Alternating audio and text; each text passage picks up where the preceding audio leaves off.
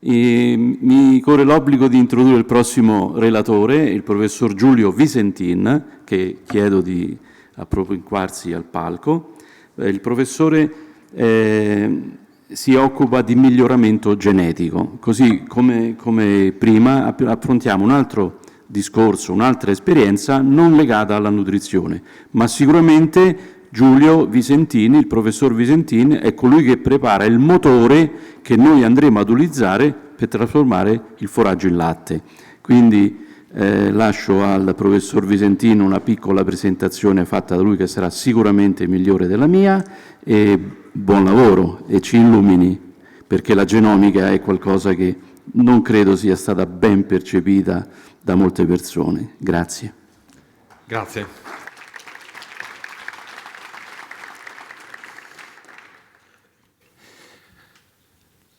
Buongiorno a tutti.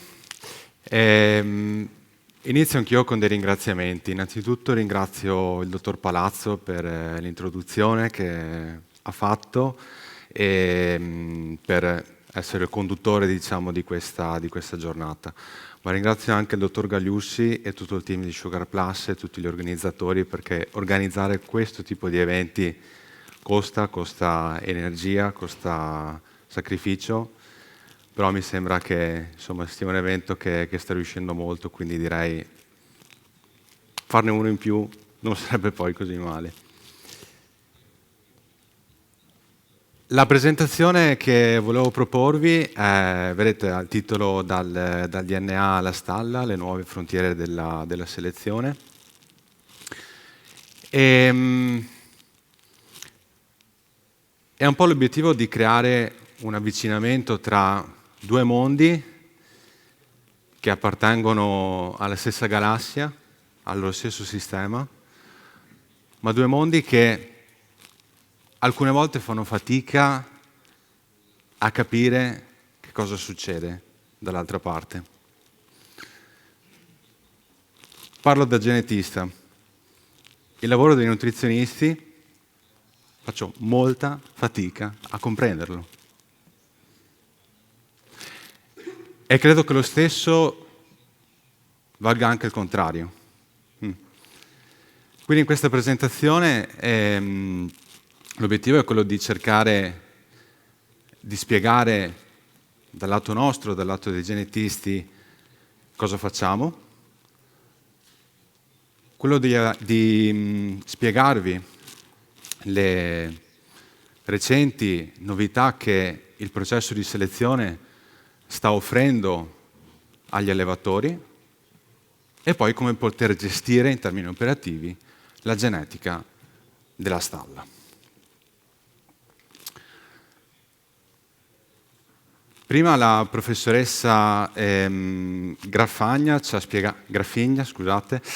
ha parlato di processi decisionali e il miglioramento genetico anch'esso ricade all'interno di quest'ambito. Cioè il miglioramento genetico è sostanzialmente uno strumento di scelta che noi offriamo agli allevatori. Uno strumento per capire chi sono quegli individui che dovranno rappresentare la base per la produzione della prossima generazione di individui.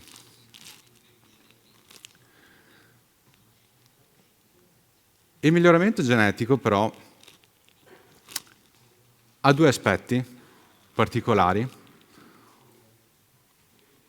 Uno un po' più negativo e uno più positivo. Inizio dal negativo, che forse è quello che, anzi, è quello che a me ha affascinato di più quando ho scelto di, come dire, specializzarmi sul miglioramento genetico.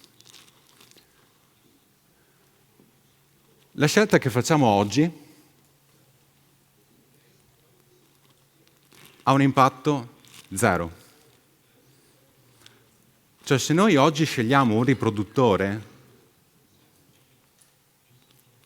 questo processo di scelta non ha alcun impatto oggi, non ce l'ha domani, ce l'ha tra qualche anno, quando le figlie di un riproduttore entrano in produzione, iniziano a dirci come performano,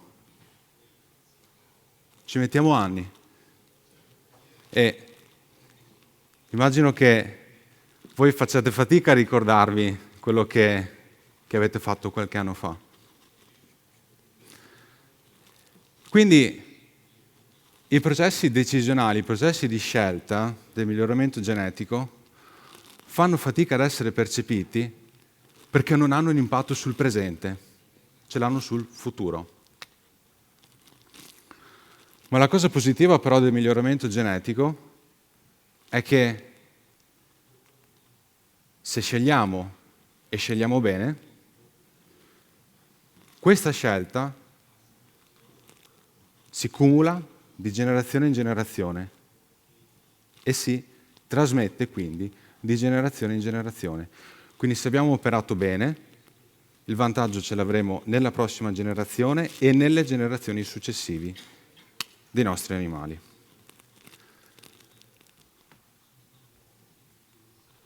In altre parole, per spiegarlo con una frase, che cosa facciamo noi genetisti nel supportare gli allevatori tramite un processo di selezione, altro non facciamo che spostare medie.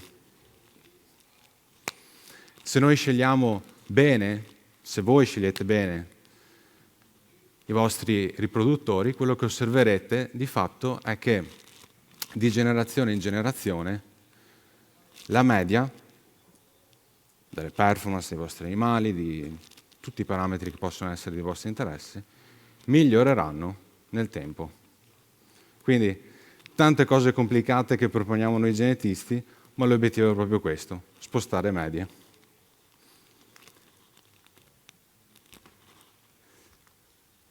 Facciamo adesso un salto nel passato.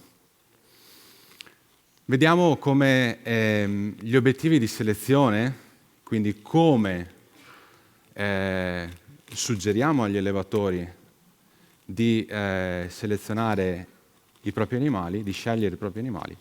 Vediamo come questi obiettivi di selezione nella Frigione italiana si sono evoluti nel tempo. E facciamo un salto molto indietro negli anni. 1983. Nel 1983, per la prima volta, il programma di selezione italiano della Frisona fornisce agli allevatori un criterio di selezione, un indice di selezione che prende il nome di ILQ, indice latte qualità. Quali erano i criteri da migliorare? Che cosa si voleva migliorare? Altro non era che parametri di tipo produttivo. Ma vedrete che poi, man mano che ci avviciniamo al presente, la porzione blu di torta, quindi diciamo quella, il peso conferito a caratteri di tipo produttivi, vedete che questa fetta pian piano è iniziato a ridursi. Facciamo un salto di 10 anni, andiamo al 1993, con l'introduzione con l'aggiornamento, dell'indice latte qualità, gli LQ, prende il nome di LQM, dove M sta per morfologia. Ma poi arriviamo con una nuova, rivoluzione. Il PFT. Il PFT attualmente è l'obiettivo di selezione, è uno dei 3 obiettivi di selezione della Frigione italiana. E vedrete che si focalizza in termini di selezione non solo verso il miglioramento della produzione degli animali, non solo verso il miglioramento della morfologia funzionale degli animali, ma anche verso un miglioramento diretto della funzionalità. Quindi da 20 anni a questa parte abbiamo iniziato a introdurre il concetto di selezione per funzionalità animale. Che cosa intendiamo con funzionalità animale? Altro non intendiamo che fino a poche settimane fa, e tra un po' vi spiego il motivo, altro non parliamo che di longevità, di cellule somatiche e di fertilità. Qui vi propongo una cosa che è, diciamo, questa è una delibera che ha preso la Commissione Tecnica Centrale di Anafi BJ, l'ente selezionatore della Frisona, una novità proprio di cui sono parte, una novità proprio di poco meno di un mese fa. Come sarà l'obiettivo di selezione della Frisona dal 2025? Vedrete che c'è un'attenzione ovviamente molto importante su caratteri di tipo produttivo, ad esempio chili di proteina, chili di grasso, quindi materia utile, qualità del latte, percentuali di proteina, percentuali di grasso. Ma vedrete che tutta l'altra metà di questa torta si focalizza, quindi include all'interno dell'obiettivo di selezione, diciamo, dei caratteri di tipo sempre morfologico, di tipo funzionale, ma per la prima volta nella storia della selezione genetica italiana vedete che abbiamo incluso all'interno dell'obiettivo di selezione anche caratteri legati alla efficienza alimentare e alla resistenza allo stress a caldo. Quindi questo sarà il PFT dalla prossima uscita degli indici genetici di aprile 2025. Per completezza vi cito soltanto altri due obiettivi di selezione della razza, che sono l'OIS, l'indice economico salute. Questo indice, vedete, è sempre una combinazione di diversi caratteri ed è diciamo, finalizzato a sostenere nel processo di scelta gli allevatori le cui bovine producono un latte destinato al consumo diretto. E poi dall'altra parte invece vedete l'indice casificazione e sostenibilità, l'ICSPR, sviluppato in collaborazione con il consorzio del Parmigiano Reggiano. E questo indice invece è finalizzato a supportare gli allevatori le cui bovine invece producono un latte destinato alla trasformazione casearia. All'interno di questo indice infatti è incluso anche il carattere di selezione indice qualità casearia.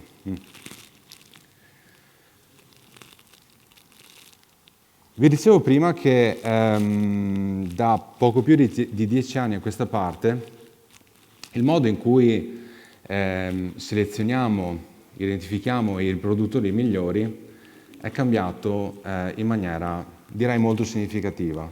C'è stata una rivoluzione, c'è stata la rivoluzione della genomica.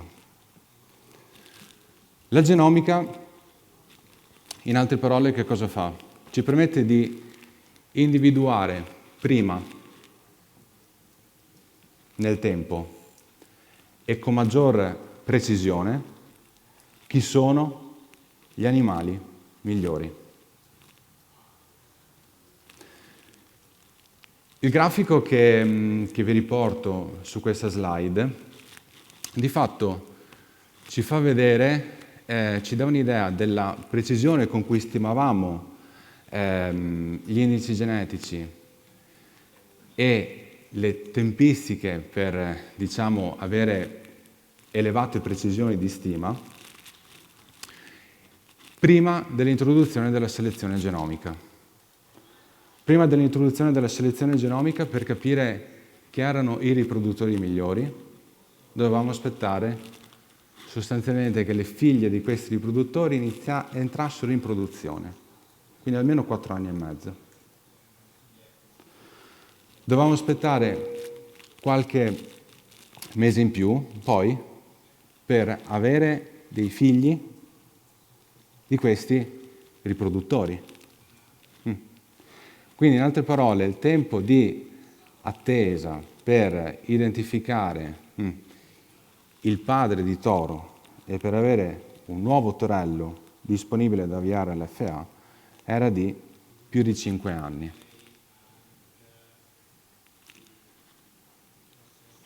Che cosa ha fatto la selezione genomica? Questo. In meno di 2 anni sappiamo chi sono i padri di toro, abbiamo i figli di questi riproduttori e siamo in grado di dire da subito, con maggior precisione, chi sono i migliori. Vi ricordo che prima dovevamo aspettare più di 5 anni per questo. Oggi in meno di 2 siamo in grado di farlo. E lo facciamo con più precisione.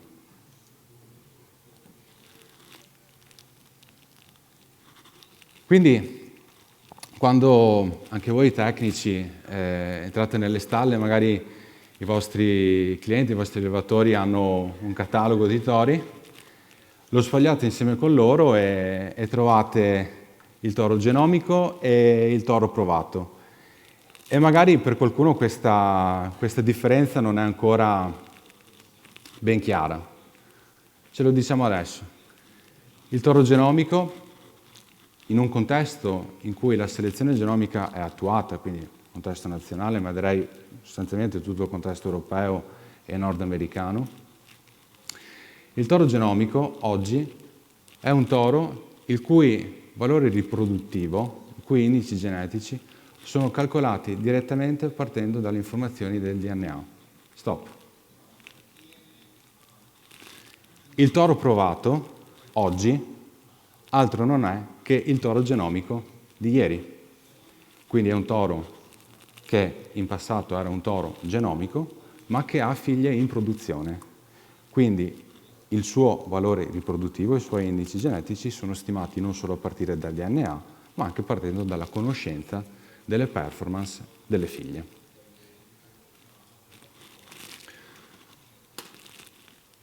Funziona? Vi propongo questo grafico.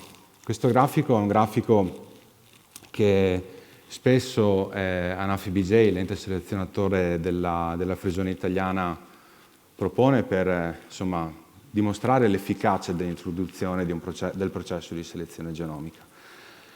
Vedete che in questo grafico è presente l'andamento del PFT, dell'obiettivo di selezione della razza frisona, nell'epoca pre-genomica e nell'epoca post-genomica, e nell'epoca attuale, quindi nell'epoca in cui c'è stata l'introduzione della selezione genomica.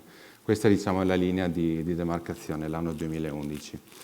Vedete che in media, ogni anno, prima dell'introduzione della genomica, l'obiettivo di selezione della Frigione Italiana del PFT aumentava di circa 90 punti.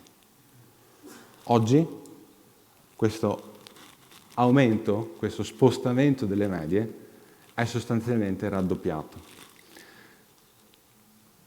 Se noi proseguiamo con questa linea per cercare di raggiungere il livello attuale della genetica di oggi, sapete a che anno dovremmo arrivare? Al 2037. Quindi oggi siamo all'anno 2037 dell'era senza selezione genomica. Quindi già oggi stiamo mungendo le vacche del futuro. Siamo avanti di 13 anni. Ma io fino adesso vi ho parlato di tori. È in stalla. Quindi abbiamo degli strumenti che ci permettono di capire com'è la genetica della nostra stalla.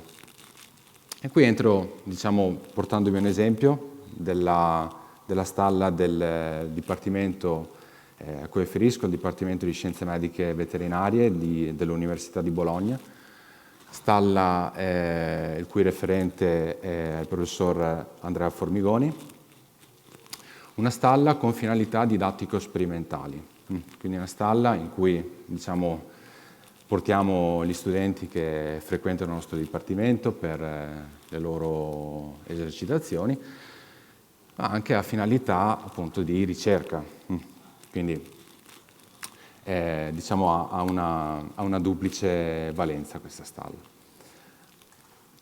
Una settimana fa erano presenti 200 capi, la composizione della mandria la vedete riportata su questo grafico. È una stalla in cui negli anni sono stati fatti grossi investimenti ed è una stalla in cui oggi siamo in grado di effettuare un monitoraggio molto puntuale su una moltitudine di parametri. Abbiamo, vedete, la possibilità di misurare individualmente l'ingestione alimentare, l'ingestione idrica. Abbiamo 2 robot di mungitura co-sniffer, quindi siamo in grado di misurare le emissioni di metano delle nostre bovine. Siamo in grado di monitorare la temperatura, l'umidità dell'aria, insomma un sacco di cose, tanti dati. E possiamo fare una foto della genetica della nostra stalla? Assolutamente sì. La nostra stalla, che ospita bovine di razza frisona, è iscritta quindi ad Anafi BJ. L'ente selezionatore quindi ci offre uno strumento che ci permette di capire qual è la situazione attuale della genetica. Questo strumento prende il nome di HERDAP.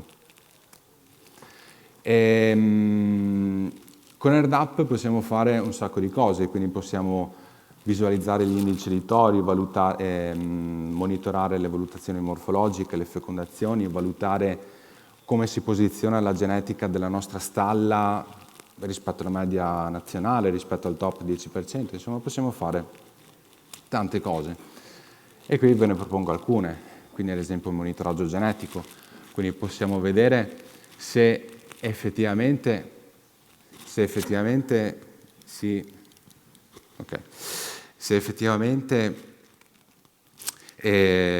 c'è uno spostamento della media man mano che andiamo avanti nelle generazioni. Possiamo confrontare il livello genetico della nostra stalla rispetto alla media nazionale, rispetto al top 10% delle aziende nazionali. Possiamo segmentare la nostra mandria e capire chi sono gli animali migliori da un punto di vista genetico.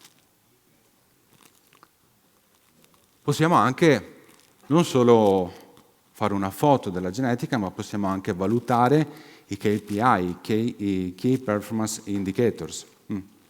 E quindi vedere anche, non solo da un punto di vista genetico, ma anche da un punto di vista fenotipico, quali sono, diciamo, i punti di forza e gli ambiti di miglioramento all'interno della nostra stalla. E ovviamente possiamo monitorare le diverse tipologie di seme utilizzato per coprire le nostre vacche e confrontarci sempre con il resto della nazione. Le nostre bovine sono tutte sottoposte a test genomico. Quanto ci costa e che benefici traiamo? Ci costa poco. Dobbiamo semplicemente raccogliere un campione di DNA dei nostri animali, può essere un tampone nasale, può essere una marca auricolare. Dobbiamo pagare 30 €, ma è un costo che ci ripaghiamo con sostanzialmente 2 giorni di mungitura. Ma abbiamo numerosi vantaggi. Sappiamo già oggi chi sono le migliori manze, quindi quegli animali la cui genetica vogliamo che venga mantenuta all'interno della stalla. Possiamo fare dei piani di accoppiamento più precisi, possiamo correggere le parentele. È facile sbagliare nella registrazione delle parentele. Possiamo anche vedere se all'interno della nostra stalla sono presenti dei fattori genetici, quali ad esempio tarre genetiche, quindi diciamo una cosa ascrivibile alle malattie genetiche. Possiamo vedere ad esempio se le nostre possiamo vedere quali alleli sono presenti con maggior frequenza delle K-caseine. Sapete che questo è un aspetto molto importante per il nostro paese, in cui l'80% del latte è trasformato in formaggio. Insomma, abbiamo a disposizione tante cose che ci aiutano nel processo di selezione della nostra mandria ad un costo, insomma, tutto sommato affrontabile. Quindi io fino adesso vi ho raccontato della genetica, vi ho raccontato del motore, vi ho raccontato di come possiamo monitorare la genetica della stalla, quindi vi ho fornito un navigatore. Come guidiamo? Quindi come possiamo gestire al meglio la genetica all'interno della stalla? E su questo vi propongo un altro strumento. Questa è una pre-release, quindi a brevissimo diventerà disponibile per gli allevatori. Questo strumento è un'applicazione che si chiama ECApp, sempre fornita da Anafi BJ, che ci permette di calcolare il fabbisogno di rimonta e fare delle considerazioni di natura economica sulla rimonta. Se siete interessati, come dire, a scoprire quello che ci starà dietro questo programma, che a breve verrà messo a disposizione degli allevatori, vi propongo l'articolo scientifico in cui è stata pubblicata la metodologia, e se scansionate il QR code potete accedere direttamente a questo articolo. Che considerazioni facciamo? Immaginiamo di muoverci su 3 diversi scenari. Uno scenario di tipo tradizionale. Cosa succede all'interno di uno scenario tradizionale? La tipologia di seme utilizzato è seme convenzionale e seme da carne. Non c'è l'utilizzo del seme sessato, non c'è nemmeno un surplus di manze. Quindi in questa situazione il nostro obiettivo è quello di mantenere la numerosità costante della mandria e non avere manze in surplus da vendere come manze gravide. C'è lo scenario tradizionale 2, uno scenario tradizionale con surplus di manze, in cui la tipologia di seme utilizzato è convenzionale e sessato, non c'è l'utilizzo di seme da carne, ma al tempo stesso l'obiettivo è quello di vendere delle manze gravide. E poi c'è lo scenario, quello che abbiamo definito come aggressivo, uno scenario in cui sappiamo identificare bene, con precisione, gli animali migliori, quindi li genotipizziamo, e all'interno di questo scenario utilizziamo seme sessato e seme da carne. Cosa condividono questi 3 scenari? Condividono la numerosità della mandria, condividono il tasso di riforma, condividono alcuni parametri di tipo riproduttivo e tassi di mortalità dei giovani animali. Condividono il medesimo tasso di concepimento nelle 3 diverse categorie di seme utilizzato, ovviamente discriminando per manze e vacche. Quindi vedete ad esempio che se passiamo dal seme convenzionale al seme da carne, il tasso di concepimento si abbassa, e si abbassa ancora di più passando dal seme da carne al seme sessato. Okay? Sono valori di fertilità, in questo caso abbastanza buoni, che noi abbiamo cercato di tenere come base di partenza la situazione della stalla del nostro dipartimento. E poi questi 3 scenari anche condividono, vedete, alcuni prezzi di mercato, prezzi diciamo di vendita di vitelli, prezzi di vendita delle manze gravide, delle vacche a fine carriera e dei costi alimentari. Vedete, abbiamo fissato il costo alimentare di una manza su 2 euro, fatto per cifra tonda, sapete bene insomma che è un prezzo ad oggi elevato. Cosa differenzia questi tre scenari? Come utilizziamo le diverse tipologie di seme. Quindi vedete che nel tradizionale abbiamo un 100% di manze coperte, il 100% delle manze è coperta con seme tradizionale e il 65% delle vacche. E con seme da carne invece il seme da carne lo utilizziamo solo sulle vacche, sulle rimanenze 35% delle vacche. Nello scenario aggressivo seme sessato con forte utilizzo di seme sessato sulle manze e un po' meno invece sulle vacche. Con surplus di manze invece vedete che la situazione è quella di utilizzo di seme convenzionale su vacche 100% e il 70% delle manze invece è coperta con seme convenzionale e rimanente 30% invece con seme sessato. Come performano? Quello che deve guidare, diciamo, l'identificazione dello scenario migliore non è tanto questo o questo, quindi i ricavi dalla vendita di giovani animali. Sono ricavi che in un'azienda che magari fattura 600-700 mila euro all'anno non hanno un grosso peso, ma quello che deve guidare l'identificazione dello scenario migliore è questo parametro, il costo di sostituzione, quindi quanto ci costa l'allevamento della giovane rimonta per quintale di latte.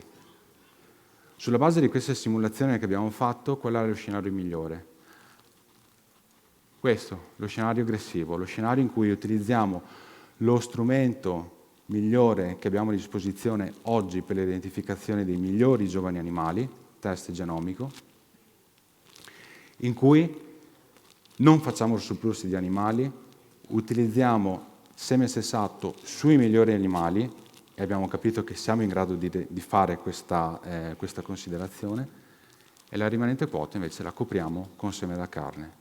Ecco, questo è lo scenario che ad oggi ci permette di ridurre al minimo i costi di rimonta sulla voce di ricavo principale dell'allevamento, quindi ovviamente la produzione di latte. Concludo. Abbiamo visto che la selezione italiana sta prendendo una chiara direzione di miglioramento della sostenibilità senza rinunciare al driver principale del profitto, la produzione.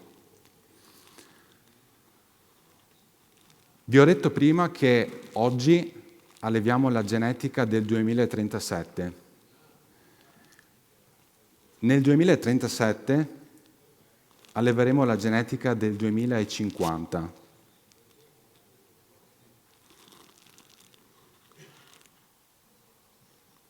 La selezione a tempi lunghi. Quello che scegliamo oggi lo vediamo tra qualche anno. Vogliamo pensare alle esigenze di questa vacca del 2037 che in realtà è la vacca del 2050 insieme? Io direi di sì. Quando si mettono insieme le forze, quando si mettono insieme le idee, non c'è una somma, ma c'è un'elevazione al quadrato del risultato finale. Vi ringrazio. Rimanga ancora un attimo qui con noi, perché attraverso l'aiuto del mio amico Giulio abbiamo scelto 2 domande per lei, guardi caso. E la prima: come possiamo usare la nutrizione per influenzare sull'epigenetica, principalmente al momento dell'inseminazione? Come possiamo usare la nutrizione per influenzare sull'epigenetica, principalmente al momento dell'inseminazione? Giulio, il professore in facoltà dopo ti... Domanda da $1 milione. Va bene, proviamo. Allora, come possiamo influenzarla? Di certo ci sono dei fattori nutrizionali che aumentano la trascrizione del genoma. E quindi diciamo questa situazione insomma ci può essere utile per massimizzare insomma quello che è l'output finale, quindi la produzione e quant'altro. Quindi sicuramente diciamo l'identificazione di fattori nutrizionali che aumentano la trascrizione può essere insomma uno strumento utile. Poi questi fattori nutrizionali, ripeto, qui entra in gioco quello che vi dicevo prima, l'interscambio di conoscenza tra il nutrizionista. Quindi è possibile accendere dei geni e spengere dei geni. Esatto. Ok, penso che la sua risposta sia soddisfacente. Seconda, ultima domanda, ma ce ne sono molte altre a cui dovrà rispondere in futuro, professore. Come viene valutata l'efficienza alimentare nell'indice genetico? Allora, prima non volevo annoiarvi troppo con concetti un po' astratti di genetica.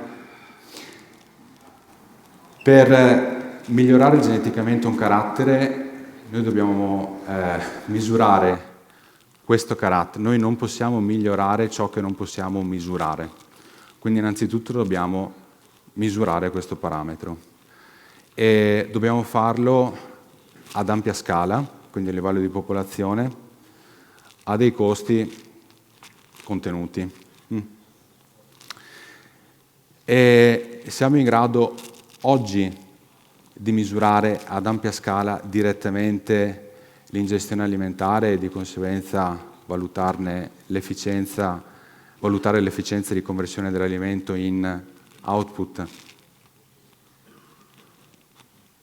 No. Però possiamo sfruttare delle equazioni di predizione che, partendo da dei parametri che oggi siamo in grado di misurare ad ampia scala, possiamo utilizzare queste equazioni di predizione per predire quanto mangerà una vacca, quindi per predire l'ingestione alimentare. E sulla base di questa poi andare a valutarne l'efficienza alimentare. Quindi il fenotipo di partenza non è un fenotipo misurato direttamente, non possiamo farlo oggi, ma è appunto è una predizione. Non so se ho risposto. Lei ci sta progettando delle vacche che mangeranno poco e produrranno molto, spero. Speriamo, questo è l'obiettivo. Grazie. Grazie. Quindi applaudiamo il nostro professore.